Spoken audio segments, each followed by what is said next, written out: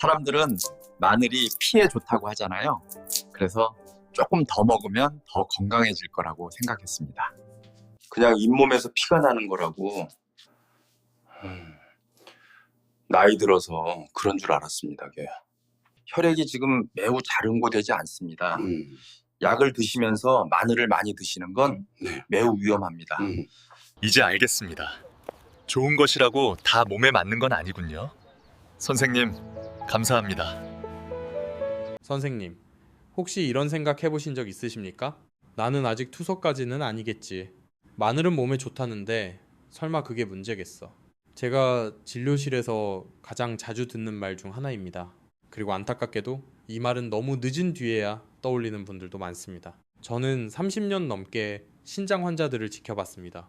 혈압 때문에 오신 분, 당뇨 관리하러 오신 분, 단순한 피로라고 생각하고 오셨다가 검사 결과를 보고 말을 잃는 분들까지요. 그런데 이분들 중 상당수가 공통적으로 가지고 있던 습관이 하나 있습니다. 바로 몸에 좋다고 믿고 매일같이 먹던 음식, 그 중에서도 마늘을 잘못 먹고 있었다는 점입니다. 마늘은 분명 좋은 식품입니다. 항균 작용이 있고 혈액순환을 돕고 면역을 올려주는 대표적인 자연 식재료죠. 저도 마늘 자체를 나쁘다고 말하고 싶은 생각은 없습니다. 문제는 마늘에 무엇을 더하느냐, 그리고 언제, 어떤 상태에서 먹느냐입니다. 몇 년 전 부산에 사시던 71세 남성 환자분이 기억에 남습니다. 평생 큰 병 없이 지내셨고 매일 아침 공복에 마늘을 드셨습니다. 선생님, 마늘이 신장에도 좋다길래요. 그냥 생마늘에 간장 조금 찍어서 먹었어요. 그 말이 아직도 귀에 남아 있습니다. 그분은 특별히 아픈 곳이 없다고 하셨습니다. 다만 요즘 들어 소변에 거품이 조금 생기고 발목이 저녁만 되면 부어오른다고 했죠. 처음엔 나이 탓이라고 넘기셨답니다. 하지만 검사 결과는 달랐습니다. 신장 기능이 이미 절반 가까이 떨어져 있었고 혈액 속 나트륨 수치와 염분 부담이 신장을 계속 자극하고 있었습니다. 문제의 핵심은 마늘이 아니었습니다. 마늘에 함께 들어간 이것, 바로 짠 조미료, 특히 간장과 소금이었습니다. 마늘은 자극적인 식품입니다. 그 자체로도 신장을 통과할 때 어느 정도 부담을 줍니다. 그런데 여기에 짠 조미료가 더해지면 신장은 하루 종일 쉴 틈이 없어집니다. 마치 이미 바쁜 정수기에 모래를 계속 들이붓는 것과 같습니다. 신장은 소리가 없습니다. 아파도 힘들어도 말을 하지 않습니다. 그래서 많은 분들이 이렇게 생각합니다. 아직 괜찮겠지. 검사 안 했으니 문제 없겠지. 하지만 신장은 아주 정직합니다. 짠 음식, 자극적인 음식, 수분 균형이 깨진 상태가 반복되면 조용히 그러나 확실하게 기능을 줄여갑니다. 특히 어르신들께 더 위험한 이유가 있습니다.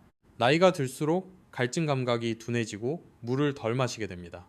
그 상태에서 짠 마늘을 드시면 어떻게 될까요? 혈액은 더 끈적해지고 신장은 그 피를 걸러내기 위해 더 강하게 일해야 합니다. 그 과정이 매일 반복되면 결국 신장은 지쳐버립니다. 저는 진료실에서 이런 질문을 자주 드립니다. 마늘 드실 때 그냥 드십니까? 아니면 꼭 뭔가를 찍어 드십니까? 대부분의 분들이 이렇게 답합니다. 그냥은 못 먹죠. 너무 맵고 쓰잖아요. 바로 그 지점이 위험 신호입니다.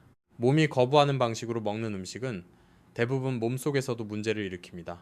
마늘을 먹고 나서 속이 쓰리거나 입안이 화끈거리거나 그날따라 물이 더 당기고 소변색이 진해진다면 그건 이미 신장이 부담을 받고 있다는 신호일 수 있습니다. 저는 이 영상을 통해 마늘을 끊으라고 말씀드리고 싶지 않습니다. 다만 지금처럼 먹는 방식은 반드시 바꾸셔야 한다는 점을 말씀드리고 싶습니다. 마늘은 약이 아닙니다. 약처럼 매일 공복에 자극적으로 먹을 필요가 없습니다. 특히 신장이 예민해진 60대 이후에는 더더욱 그렇습니다. 마늘을 드신다면 공복이 아닌 식사 중간에 날 것보다는 살짝 익혀서, 그리고 절대 짠 것과 함께 먹지 않는 것, 이것이 최소한의 원칙입니다. 이 원칙 하나만 지켜도 소변 거품이 줄고 아침에 손발이 덜 붓고 몸이 한결 가벼워졌다라고 말씀하시는 분들이 많습니다. 신장은 화려한 보약을 원하지 않습니다. 조금 덜 짜게, 조금 덜 자극적으로, 그리고 조금 더 쉬게 해주는 것, 그게 전부입니다. 다음 이야기에서는 마늘을 정말 먹어도 되는 사람은 누구인지, 그리고 이미 신장이 약해진 분들은 마늘을 어떻게 대체해야 하는지, 제가 환자분들께 실제로 권하는 방법을 차분히 말씀드리겠습니다. 지금 이 순간에도 여러분의 신장은 조용히 일하고 있습니다. 오늘의 선택이 5년 뒤의 삶을 바꿀 수도 있습니다. 앞서 말씀드린 마늘 이야기 이후로 많은 어르신들이 이렇게 묻습니다. 그럼 선생님, 저는 마늘을 아예 끊어야 합니까? 저는 항상 같은 대답을 드립니다. 끊을 필요는 없습니다. 다만 지금까지 드시던 방식은 멈추셔야 합니다. 신장은 흑백 논리로 움직이지 않습니다. 좋다 나쁘다로 판단하지 않습니다. 얼마나 자주 어떤 상태에서 무엇과 함께 들어오느냐, 이 세 가지만 보고 반응합니다. 제가 실제로 겪었던 또 다른 사례를 하나 말씀드리겠습니다. 대전에서 오신 68세 여성분이었습니다. 혈압도 안정적이고 당뇨도 없고 검사상 큰 문제는 없어 보였습니다. 그런데 늘 오후만 되면 몸이 붓고 밤에 소변을 두세 번씩 보셨습니다.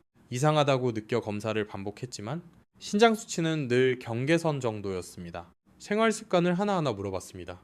그분은 매일 저녁 반찬으로 마늘 장아찌를 조금씩 드신다고 했습니다. 조금인데요, 선생님.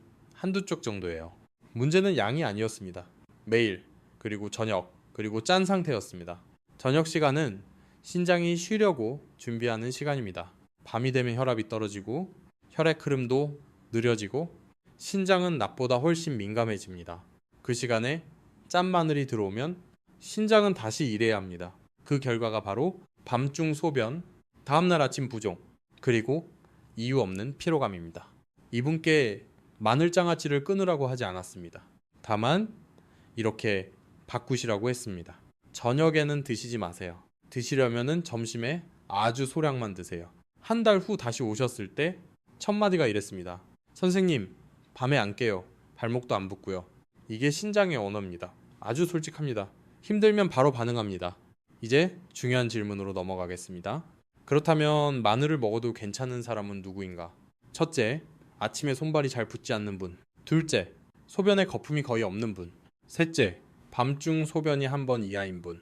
넷째, 평소 짠 음식에 크게 민감하지 않은 분.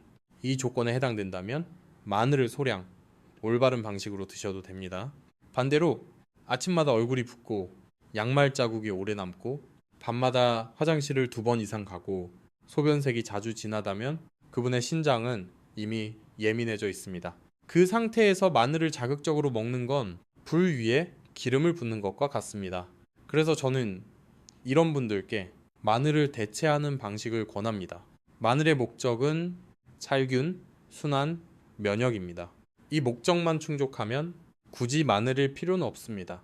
실제로 신장이 약한 환자분들께 제가 자주 권하는 것은 익힌 양파, 부추, 소량, 그리고 따뜻한 국물입니다. 특히 익힌 양파는 자극이 훨씬 적고 혈관 확장을 도와 신장 혈류를 부드럽게 만들어줍니다. 마늘처럼 화끈하지 않지만 신장에는 훨씬 안전합니다. 그리고 꼭 짚고 넘어가야 할 부분이 하나 있습니다. 마늘 더하기 약의 조합입니다. 혈압약, 이뇨제, 당뇨약을 드시는 분들 중 마늘을 건강식으로 매일 드시는 분들이 많습니다. 이 경우 신장은 2배로 바빠집니다. 약으로 1번, 마늘로 1번, 하루에 2번 부담을 받는 셈입니다. 이런 분들께서 요즘 약이 잘 안 듣는 것 같아요. 몸이 예전 같지 않아요. 라고 말씀하십니다. 그건 약의 문제가 아닐 수 있습니다. 신장이 이미 지쳐있기 때문입니다. 그래서 저는 약을 드시는 분들께는 마늘을 더더욱 조심해서 드시라고 말씀드립니다. 이제 마지막으로 정말 중요한 한 가지를 말씀드리겠습니다. 신장은 참는 장기가 아닙니다. 버티는 장기도 아닙니다. 쉬어야 회복됩니다. 신장에 좋은 음식은 대부분 무언가를 더하는 것이 아니라 부담을 빼주는 것입니다. 마늘을 줄이는 것, 짠 것을 덜 먹는 것, 저녁 자극을 피하는 것, 그리고 물을 조금 더 나눠 마시는 것. 이 4가지만으로도 신장은 충분히 회복할 기회를 얻습니다. 다음 이야기에서는 나는 짜게 먹지 않는데도 신장이 나빠지는 이유, 그리고 많은 어르신들이 건강식이라고 믿고 있는 의외의 음식 한 가지가 왜 신장을 서서히 망가뜨리는지 차분히 말씀드리겠습니다. 이건 정말 많은 분들이 모르고 계신 부분입니다. 앞부분에서 말씀드린 내용을 들으시고 이렇게 생각하신 분들도 계실 겁니다. 나는 원래 싱겁게 먹는데, 마늘도 조심하는데, 그런데 왜 신장이 점점 나빠질까요? 이 질문 정말 많이 받습니다. 그리고 그 질문 속에는 대부분 한 가지 공통된 오해가 숨어 있습니다. 나는 짜게 먹지 않는다. 하지만 신장은 소금의 맛만 보지 않습니다.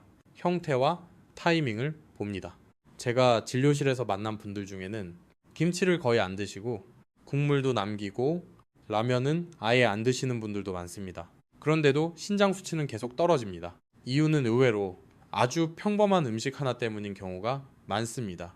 바로 말린 식품, 특히 말린 채소와 말린 해조류입니다. 어르신들께서 건강식으로 자주 드시는 것들입니다. 말린 나물, 말린 미역, 말린 다시마, 그리고 말린 멸치. 선생님, 이건 자연식이잖아요. 가공도 안 했고 기름도 없고요. 맞습니다. 가공식품은 아닙니다. 하지만 신장 입장에서는 이야기가 조금 다릅니다. 말린 식품은 수분이 빠져 있는 대신 미네랄과 염분이 농축되어 있습니다.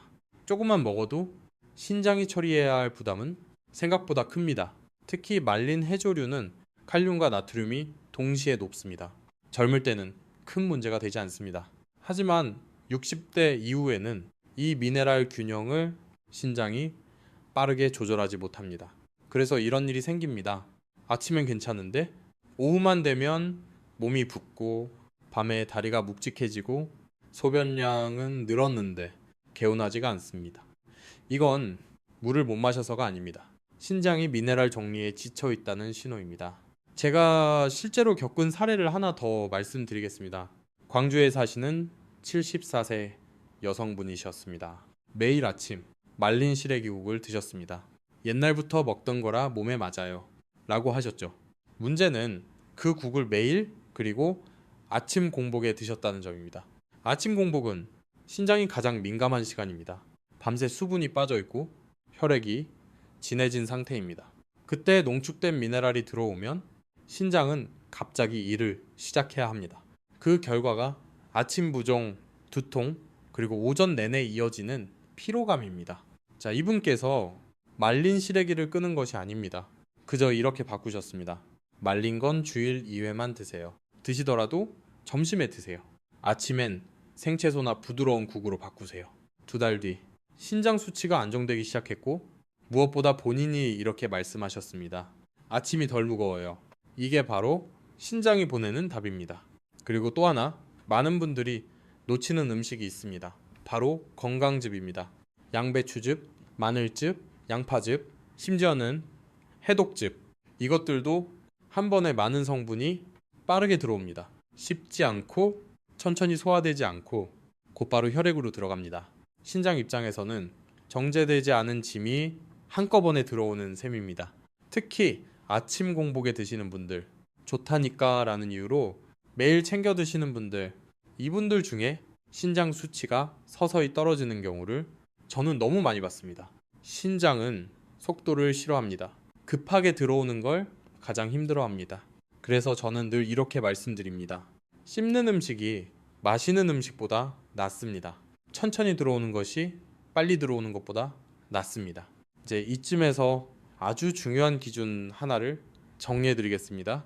신장에 부담을 주는 음식의 공통점은 3가지입니다. 첫째, 농축되어 있다. 둘째, 공복에 들어온다. 셋째, 매일 반복된다. 이 3가지가 겹치면 그 음식이 아무리 좋다는 이름을 달고 있어도 신장은 지칩니다. 마늘도 그렇고 말린 나물도 그렇고 건강즙도 그렇습니다. 반대로 신장을 살리는 선택은 아주 단순합니다. 수분이 있는 형태로 하루 중 낮에 매일이 아닌 간격을 두고 이 원칙만 지켜도 신장은 숨을 돌릴 수 있습니다. 다음 이야기에서는 신장이 약해진 분들이 하루 중 가장 조심해야 할 시간, 그리고 이 시간만큼은 절대 이런 걸 드시지 마세요 라는 아주 구체적인 기준을 차분히 말씀드리겠습니다. 이건 오늘부터 바로 바꿀 수 있는 이야기입니다. 이제 마지막으로 반드시 짚고 넘어가야 할 이야기를 하겠습니다. 신장이 가장 힘들어하는 시간, 그리고 그 시간만큼은 절대 피해야 할 행동입니다. 자, 많은 분들이 이렇게 생각하십니다. 저녁에만 조심하면 되겠지. 밤에 짜게만 안 먹으면 괜찮겠지. 하지만 실제로 신장이 가장 예민해지는 시간은 밤이 아니라 바로 잠들기 직전과 새벽 사이입니다.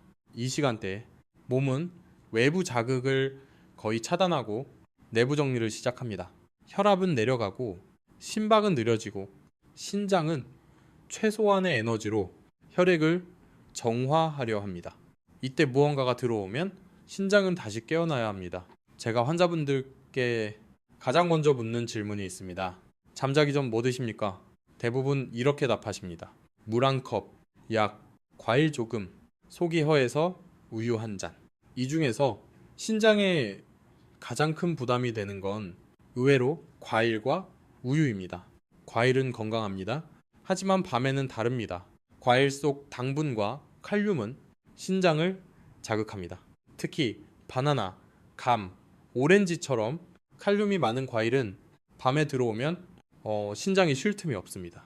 우유도 마찬가지입니다. 단백질과 칼슘이 한꺼번에 들어옵니다. 낮에는 문제가 되지 않지만 잠들기 직전에는 신장을 깨웁니다. 그래서 이런 분들이 많습니다. 선생님, 밤에 화장실을 꼭 가요. 새벽 3시에 꼭 깨요. 이건 나이 탓이 아닙니다. 타이밍의 문제입니다. 제가 만났던 그 72세 남성 환자분이 계셨습니다. 저녁마다 우유를 한 잔 드셨습니다. 속이 편해져서요. 그분께 우유를 끊으라고 하지 않았습니다. 그저 이렇게 바꾸셨습니다. 우유는 점심이나 오후 4시 이전에 드세요. 그 다음 진료에서 그분이 하신 말이 아직도 기억납니다. 선생님, 이상하게 밤이 길어졌어요. 그건 밤이 길어진 게 아니라 신장이 쉬기 시작한 것입니다. 이제 오늘 이야기의 핵심을 아주 단순하게 정리해 드리겠습니다. 신장을 살리는 하루의 원칙은 복잡하지 않습니다. 아침에는 공복 자극을 피하십시오. 마늘, 건강즙, 말린 음식은 아침에 드시지 마세요. 점심에는 조금 자유로워도 됩니다. 신장은 이 시간에 가장 여유가 있습니다. 저녁에는 가볍게 드십시오. 짜지 않게 자극 없이 양도 줄이십시오. 잠들기 전에는 배를 채우지 마십시오. 자, 신장은 공복일 때 가장 잘 회복합니다. 이 원칙을 지킨 분들 중에는 약을 늘리지 않았는데도 소변 거품이 줄고 부종이 가라앉고 아침이 한결 편해졌다고 말씀하시는 분들이 많습니다. 마지막으로 꼭 드리고 싶은 말이 있습니다. 신장은 갑자기 망가지지 않습니다. 그리고 갑자기 좋아지지도 않습니다. 매일의 선택이 쌓여서 지금의 상태를 만듭니다. 오늘 마늘을 어떻게 먹느냐, 오늘 저녁에 무엇을 피하느냐, 오늘 밤 신장을 쉬게 하느냐, 이 작은 선택들이 5년 뒤의 삶을 결정합니다. 저는 의사로서 여러분께 겁을 주고 싶지 않습니다. 다만 지금 바꿀 수 있을 때 바꾸시길 진심으로 바랍니다. 이미 신장이 약해진 분도 아직 늦지 않았습니다. 신장은 기회를 주면 반드시 응답합니다. 오늘 이야기 중 한 가지만이라도 이건 내가 바꿀 수 있겠다 싶은 게 있었다면 그걸로 충분합니다. 더 알고 싶은 분은 댓글에 일 남겨주세요.